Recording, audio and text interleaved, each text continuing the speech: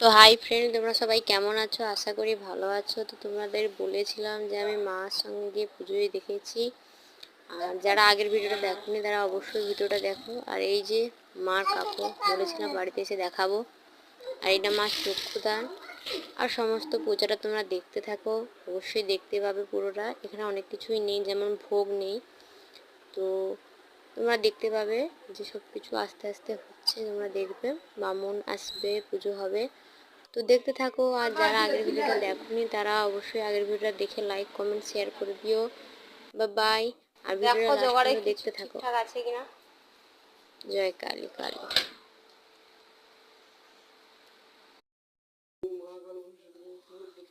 কটা বাজে দাঁড়া, 11:40 অথবা 11টার সময় পূজা আরম্ভ হয়েছে।